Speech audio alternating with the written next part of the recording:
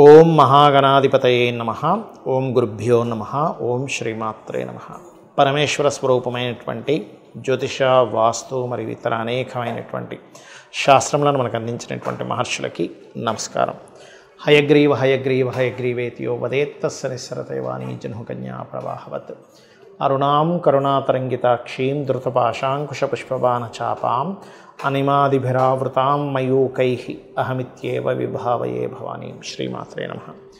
ప్రేక్షకులకి ఆ లలితాంబిక అమ్మవారి యొక్క అనుగ్రహం పరిపూర్ణంగా కలగాలని మనస్ఫూర్తిగా కోరుకుంటూ మనం ఈరోజు చెప్పుకోబోయేటువంటిది రాహుకేతువులు మారుతున్నారు.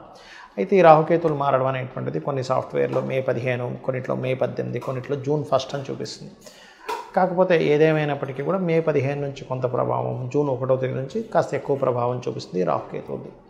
అయితే ఈ రాహువు కేతువు ప్రస్తుతం మీనరాశిలో రాహువు, కన్యారాశిలో ఉన్నటువంటి కేతువు మనకి సింహంలోకి కేతువు, కుంభంలోకి రాహువు మారుతున్నాడు.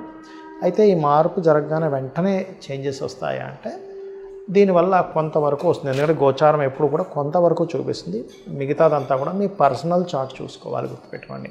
అంటే మీ యొక్క జన్మజాతకంలో అసలు గ్రహాలు ఎలా ఉన్నాయి, రాహుకేతువులు ఎక్కడ ఉన్నారు, దాన్ని బట్టి ఈ రాహుకేతువుల యొక్క ప్రభావం ఉంటుంది. అయితే ఈ రాహుకేతువుల యొక్క ప్రభావం మీ జన్మజాతకం మీద ఎలా చూపిస్తుంది, దేశ గోచారాల మీద ఎటువంటి ప్రభావం చూపిస్తుంది అనేటువంటి విషయాలు చెప్తుంది నేనైనప్పటికీ కూడా చెప్పిస్తుంది సాక్షాత్ లలితామ్మవారిగా భావిస్తూ ఒక్కొక్క లగ్నరీత్యా, లగ్నం తెలిసిన వాళ్ళ లగ్నం నుంచి చూసుకుంటూ, లేదంటున్నట్లయితే రాశిరీత్యా ఎటువంటి ఫలితాలు వస్తాయనేటువంటి విషయాలు ఇప్పుడు మనం తెలుసుకుందాం. మీన లగ్నము, మీనరాశి. ఇంతకాలం మీనంలోనే రాహు ఉన్నాడు, సప్తమంలో కేతు ఉన్నాడు. ఒక నెల రోజుల్లో మారబోతున్నారు వీళ్ళిద్దరు కూడా. అంటే దాదాపుగా మే 18 నుంచి కొన్ని సాఫ్ట్వేర్లు చూపిస్తే జూన్ 1 నుంచి కొన్ని చూపిస్తున్నాయి. కాబట్టి సర్వసాధారణంగా ఈ పెద్ద ప్లానెట్స్ మారిన తర్వాత ఒక 15-20 రోజులు టైం పడుతుంది దాని ప్రభావం చూపించడానికి. అంటే జూన్ 1 నుంచి ఎక్కువ ప్రభావం ఉంటుంది దీన్ని. కాబట్టి ఎప్పుడైతే మీకు లగ్నంలో రాహు ఉండి సప్తమంలో కేతు ఉన్నాడో ఇది ఇచ్చే రిజల్ట్ కొంచెం వివాహ సంబంధించిన విషయంలో ముందుకు కదలకుండా ఏటో ఆటంకాలు ఏర్పడినటువంటిది ఇప్పుడు 6లోకి రావడం వల్ల మీకు చాలా మట్టుకు అది క్లియర్ అవుతుంది. అంటే వివాహ సమస్యలు క్లియర్ అవ్వడం, వివాహం అవ్వడము, పార్ట్నర్స్తో ఉన్నటువంటి స్ట్రెస్ కొంతవరకు తగ్గడం, ఇటువంటి ఫలితాలు ఇవ్వను. అలాగే మరొక విషయం ఏంటంటే ఇక్కడ వీటితో పాటు లగ్నంలో ఉండేటువంటి రాహు ఎప్పుడైతే 12వ స్థానంలోకి వెళ్తున్నాడో విదేశీ యోగాలను కూడా ఇక్కడ ఇస్తున్నాడు. అంటే విదేశాల్లోకి వెళ్ళి నివసించడానికి, విదేశాల్లో ఉద్యోగం చేయడానికి, విదేశాలకి కొన్ని ఒక్కోసారి చూడండి మనకి అయ్యో ఏంటి ఎన్నిసార్లు మనం ప్రయత్నం చేసిన విదేశాలకు వెళ్ళలేకపోతున్నా అంటూ ఉంటారు. సో సాధారణంగా మీన లగ్నము లేదా మీనరాశి వారికి విదేశీ యోగం సహజంగానే ఉంటుంది. అయితే ఇలా రాహు 12లోకి వచ్చినప్పుడు లేదా వాళ్ళ జన్మజాతకంలో చంద్రరాహు గురువు కాంబినేషను, లేనట్లయితే శని రాహు గురువు కాంబినేషన్స్ వచ్చినప్పుడు మరింత ఫలితాలు బాగుంటాయి. అదేవిధంగా 2-12 కాంబినేషన్స్ కూడా మీకు పర్సనల్ చార్ట్లో ఉన్నట్లయితే విదేశీ ధనయోగం కూడా ఉంటుంది. కాకపోతే ఇప్పుడు రాహు 12లోకి మీకు వస్తున్నందుకు విదేశాలకు వెళ్ళాలని చేసే ప్రయత్నం మాత్రం ఫలిస్తుంది. అక్కడికి వెళ్ళి ఏదైనా బిజినెస్ చేయాలనే ప్రయత్నం కూడా ఫలిస్తుందని చెప్పుకోవచ్చు. అయితే ఈ 6వ స్థానంలో కేతు ఉన్నందుకు సర్వసాధారణంగా పూర్వజన్మ కర్మస్థానంగా చెప్తూ ఉంటారు 6వ స్థానాన్ని. అందుకే మీనలగ్నంలో లేదా మీనరాశిలో, ముఖ్యంగా మీనలగ్నంలో జన్మించిన వారికి తండ్రితోనే ఎక్కువగా వాళ్ళ లైఫ్ మొత్తం ముడిపడి ఉంటుంది. అంటే తండ్రితో గొడవ కావచ్చు, తండ్రితో కలిగే లాభాలు కావచ్చు, అన్నీ తండ్రితోనే కనెక్ట్ అయి ఉంటుంది. కాబట్టి ఈ తండ్రికి సంబంధించినటువంటి కొన్ని కర్మలకి సంబంధించినవి ఇంకొంచెం యాక్టివ్గా అవుతాయి ఇక్కడ కేతు వచ్చినందుకు. అంటే వాళ్ళతో దూరంగా వెళ్ళడం కావచ్చు, లేకపోతే వాళ్ళ గురించే కొంత మనం చూడకొకసారి ఎమోషనల్గా ఫీల్ అవుతుంటాం, అటువంటివి కావచ్చు, ఇటువంటివన్నీ కూడా ఇస్తూ ఉంటుంది. అయితే ముఖ్యంగా ఈ మెడికల్ రంగాల్లో ఉండేటువంటి వారికి మెడికల్ రంగాల్లో వర్క్ చేసే వారికి కావచ్చు, మెడికల్ రంగాల్లో డాక్టర్స్కి కావచ్చు, మెడికల్ రీసెర్చ్ సెంటర్స్లో ఉండేటువంటి వారికి కావచ్చు, గుర్తింపు రావడానికి కూడా ఈ 6వ స్థానంలో ఉండేటువంటి కేతు చూపిస్తుంది. అయితే నిత్యం దినచర్య కారక స్థానం కూడా 6వ స్థానం కాబట్టి కేతు వస్తున్నందుకు మీరు ఉదయం నిద్ర లేచిన వెంటనే గణపతిని తలుచుకొని బయటికి ఎక్కడికైనా వెళ్ళేటప్పుడు కూడా ఒకసారి గణపతిని తలుచుకోండి. దానివల్ల ఆటంకాలు కలగకుండా ఉంటాయి నిత్య దైనందిన జీవితంలో. ఇక మీరు నిత్యము చేయవలసిన దేవతారాధన గణపతికి, దుర్గాదేవికి చేస్తూ రాజరాజేశ్వరి అమ్మవారి యొక్క ఆరాధన చేయండి, అన్ని విధాలా బాగుంటుంది. చాలామందికి ఈ రాహుకేతువుల యొక్క ప్రభావము వాళ్ళ జన్మజాతకంలో ఉంటుంది. కొంతమందికి సర్పదోషం రూపంలో, కొంతమందికి సంతానం రూపంలోని ఇబ్బంది ఇవ్వడానికి, మరియు కొంతమందికి వివాహ జీవితం మీద, వివాహం అయ్యే దాని మీద రాహుకేతుల ప్రభావం ఉన్నప్పుడు ఇబ్బంది పడుతుంటారు. దానికి ఏం చేయాలి? వివాహం మీద ప్రభావం ఉన్నప్పుడు అంటే మనకి మొట్టమొదటిగా మీ జన్మజాతకంలో రాహుకేతులు ఏ స్థానాల్లో ఉన్నారనేది డిటెక్ట్ చేయాలి. అంటే ఏమిటి, ముందుగా అసలు మీకు రాహు కేతు ఎక్కడున్నారు, లగ్నంలో ఉన్నారా, కుటుంబ స్థానంలో ఉన్నారా, మూడో స్థానంలో. అంటే లగ్నంలో ఉంటే మీకు లగ్నాన్ని పాడు చేస్తూ ఉంటాడు, కుటుంబ స్థానంలో ఉంటే కుటుంబపరంగా ఇబ్బందులు ఆటంకాలు. కేతు ఉంటే, రాహు ఉంటే ఏం కాదు, ధనపరంగా బాగుంటుంది. అదేవిధంగా మూడో స్థానంలో ఉంటే సిబ్లింగ్స్తో, నాలుగో స్థానంలో ఉంటే ప్రాపర్టీస్, ఐదో స్థానంలో ఉంటే సంతానం, ఆరో స్థానంలో ఉంటే అప్పుల వల్ల, ఏడో స్థానంలో ఉంటే వివాహ సంబంధించిన విషయాలు, అష్టమంలో ఉంటే యాన్స్టర్స్ ప్రాపర్టీ, తొమ్మిదిలో ఉంటే తండ్రితో దూరం అవడం, పదో స్థానంలో ఉంటే కెరియర్ పరంగా, 11వ స్థానంలో ఉంటే బిజినెస్ పరంగా, 12లో ఉంటే విదేశాలు, వివాహ జీవితం మీద.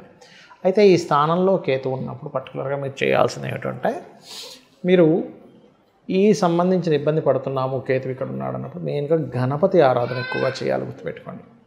అలాగే రాహు పాడు చేస్తున్నాడు, అప్పుడు దుర్గా ఆరాధన ఎక్కువగా చేయాలి. రాహుకేతువుల దగ్గర దీపారాధన చేయడము, అది సర్పదోషంగా కనుక ఏర్పడినట్లయితే మీరు నాగప్రతిష్ఠ చేసుకోవడం మంచిది. ఇక రెండో విషయం ఏంటంటే, ఇక్కడ మీకు ఈ రాహుకేతువుల యొక్క ప్రభావం పూర్తిగా ఎక్కడా కూడా ఉండకుండా తగ్గాలంటే, ఒకటి సర్పదోషము, రెండవది రాహుకేతువుల దగ్గర దీపారాధనతో పాటు కాళహస్తికి వెళ్ళి అక్కడ రాహుకేతువు పూజతో పాటు అందరూ కేవలం రాహుకేతువుల గురించి ఆలోచిస్తారు, కానీ అక్కడ పరమేశ్వరుడి యొక్క అనుగ్రహంతో మనకి ఇబ్బందులు తగ్గుతాయనే విషయాన్ని గుర్తుపెట్టుకోవాలి. ఇక ఈ రాహుకేతుల ప్రభావం వల్ల దేశవ్యాప్తంగా ఎటువంటి ఫలితాలు ఉంటాయి జూన్ 1వ తేదీ నుంచి అని చూసుకున్నట్లయితే, మనం గత సంవత్సరంన్నర క్రితం చెప్పుకున్నాం, కేతువు కన్యారాశిలోకి వస్తున్నప్పుడు ముందుగానే ప్రిడిక్ట్ చేసుకుని ఇప్పటికే ఉన్నాయి ఆ వీడియోలు. భూముల ధరలు ఆగిపోతాయి, భూములు పెద్దగా రైజ్ అవ్వు అని చెప్పుకున్నాం. అదేవిధంగా మనం చూసుకున్నట్లయితే హైదరాబాద్లో కూడా రియల్ ఎస్టేట్ చాలా మటుకు ఆగింది.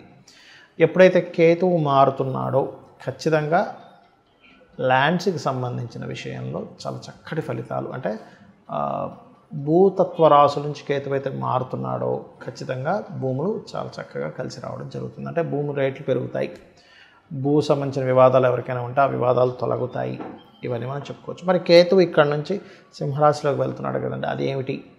సింహం అనేటువంటిది రాజకీయ నాయకుల్ని, రాజకీయ సంబంధించిన విషయాలని చెప్తూ ఉంటుంది, గవర్నమెంట్ని సూచిస్తూ ఉంటుంది. అందుకే ఏంటి, గవర్నమెంట్ కొన్ని కఠినమైన నిర్ణయాలు తీసుకోవడం, రాజకీయ పరంగా కొన్ని మార్పులు ఏర్పడడం, ఇవి ఖచ్చితంగా జరుగుతాయి. అంటే ఏమిటి, రాజకీయపరమైన మార్పులు, రాజకీయంలో ఉండేటువంటి వారు మార్పులు, సీఎం పిఎం రంగాల్లో ఉండేటువంటి వారికి కొన్ని సడన్గా మార్పులు, ఇట్లాంటివన్నీ కూడా ఇస్తూ ఉంటుంది. అదేవిధంగా రాహు మరి కుంభంలోకి వస్తున్నాడు కదా, అంటే ఆర్టిఫిషియల్ ఇంటెలిజెన్స్ బేస్ చేసుకొని, లేకపోతే రకరకాల సాఫ్ట్వేర్ రిలేటెడ్గా కొన్ని బిజినెస్లు పెరుగుతాయి దీనివల్ల. న్యాచురల్ 11th హౌస్లో ఉన్నప్పుడు బిజినెస్ని డెవలప్ చేస్తాడు రాహు సాఫ్ట్వేర్ రిలేటెడ్గా.